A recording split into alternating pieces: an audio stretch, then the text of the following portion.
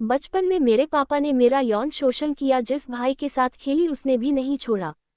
मैं तब 6वीं क्लास में थी। माँ और नानी बाहर गई थी। पापा ने घर में अकेला देख मुझे दबोच लिया। मेरे कपड़े उतारकर गंदी हरकतें करने लगे। मैं दर्द से चीख रही थी, पापा प्लीज छोड़ दो पापा। लेकिन उन्होंने मुझे बैग के नीचे पटक दिया। पुरजोर जबरदस्ती की। जितना हो सका मैंने हाथ पांव चलाने की कोशिश की, फिर बेहोश हो गई। होश आया तो अस्पताल में थी। हर अंग पर जख्म थे, पट्टी लगी थी। अब मैं 20 साल की हूँ, लेकिन वो खौफनाक मंजर नहीं भूल पाती। जब कभी अकेले किसी मर्द को देखती हूँ, कांपने लगती हूँ। जब अपने बाप ने ही मुझे नोचा, तो दूसरों पर भरोसा करने की हिम्मत कहाँ से जुटाऊं। इतना कहते कहते देश की एक नामी यूनिवर्सिटी में पढ़ने वाली शालिनी बच्चों की तरह बिलख बिलख कर रोने लगती है। शालिनी की तरह ही देश में हर तीसरी रेप विक्टिम के पीछे उनके अपने ही भाई बाप या फैमिली मेंबर हैं।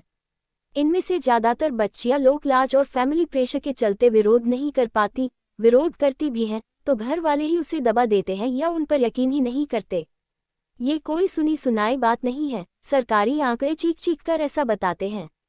आज ब्लैकबोर्ड सीरीज में कहानी इन्हीं बच्चियों की। दिल्ली का एक पॉश इलाका। लंबी लंबी सिसकियों के बीच टूटते हुए शब्द और गालों को भिगोते आंसू। 20 साल की शालिनी जब बात करती है तो लगता है कोई 6-7 साल की बच्ची है। लेकिन जैसे ही अपनी कहानी बयां करती है, मेरे शरीर में सिहरन पैदा होने लगती है। शालिनी बताती है, मैं पढ़ लिख कर कुछ बनना चाहती हूँ, ताकि दूसरी लड़कियों के साथ ऐसा करने की कोई हिम्मत नहीं कर सके। शालिनी बताती है, मैं पढ़ लिख कर कुछ बनना चाहती हूँ, ताकि दूसरी लड़कियों के साथ ऐसा करने की कोई हिम्मत नहीं कर सके।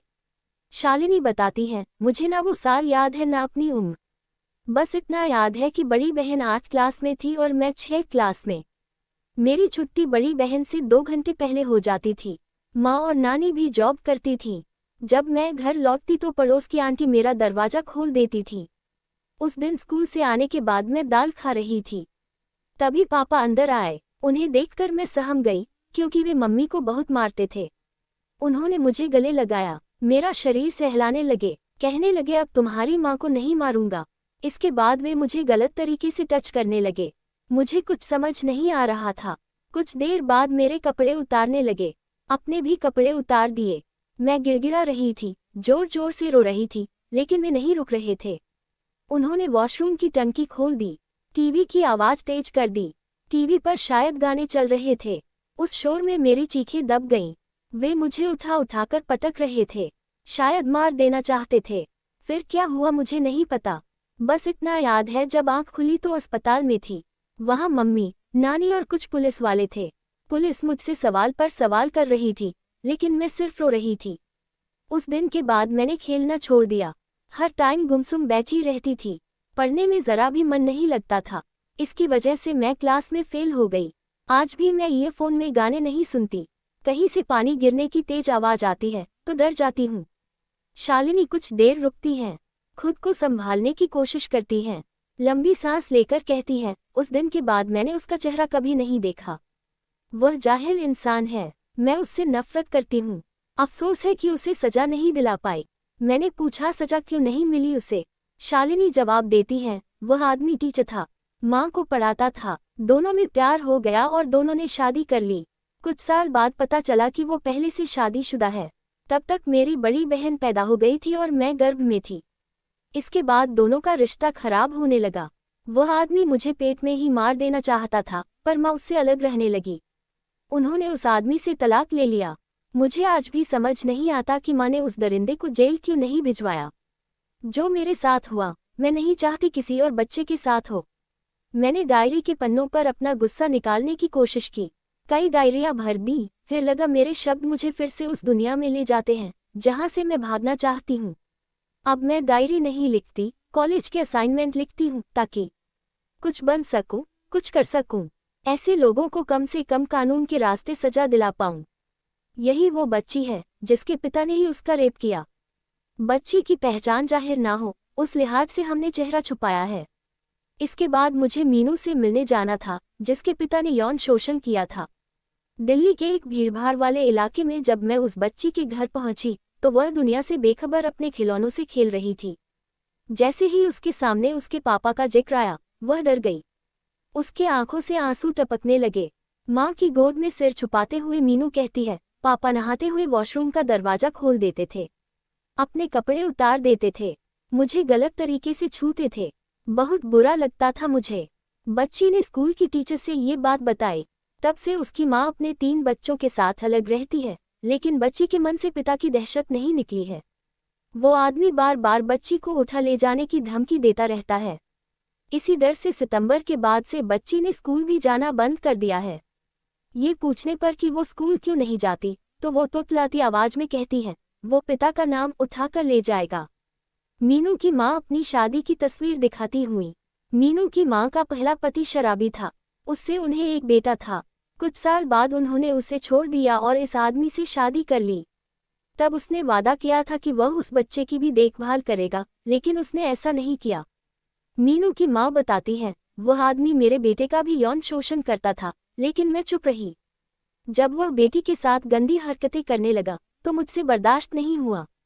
पहले मैंने सोचा कि मुझे जीना ही नहीं है, फिर बच्चों का चेहरा देखकर मैं उससे अलग हो गई। 3 बच्चे हैं, समझ नहीं आता कैसे उनकी देखभाल करूंगी। वह आदमी आज भी धमकी देता है कि बेटी को उठा ले जाऊंगा। इन 2 लड़कियों से मिलने के बाद मेरी मुलाकात एक ऐसी महिला से हुई जिसने बचपन में हुई यौन हिंसा के बारे में खुलकर लिखा है। उनकी कविता का कई भाषाओं में अनुवाद हो चुका है। वह महिला है शोभा अक्षरा। उत्तर प्रदेश के फैजाबाद की रहने वाली शोभा का यौन शोषण उनके रिश्ते के भाई ने किया था। तब वो 7वीं में थी, लेकिन आज भी उस घटना को याद करके सिहर उठती हैं। शोभा सोशल वर्कर हैं। वे रेप विक्टिम्स की मदद करती हैं, उन्हें हौसला देती हैं। शोभा बताती हैं, तब मैं एक रिश्तेदार के घर गई थी। 10 साल बड़े कजिन भाई के अलावा घर पर कोई नहीं था। उनसे मेरी देखभाल करने के लिए कहा गया। मैं खुश थी कि भैया के साथ टाइम स्पेंड करूंगी। उस दिन मैं उनके साथ खेल रही थी। खेल खेल में उन्होंने मुझे छूना शुरू किया। मैं समझ नहीं पा रही थी कि ये क्या हो रहा है। जब मेरे शरीर को झंझोरा तो मुझे दर्द हुआ। मैंने उन्हें धक्का भी दिया, लेकिन अपने शरीर से अलग नहीं कर पाई। बाद में घर वालों को ये बात बताई, लेकिन उन्होंने बात दबा दी। उल्टा मुझे ही डांटने लगे।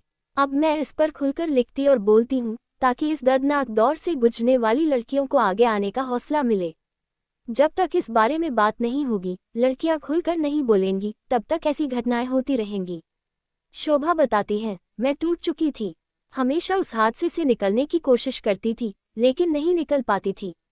मैं ये सोचती तो थी कि मुझे पढ़ना है, लेकिन वो घटना मुझ पर हावी होती रहती थी।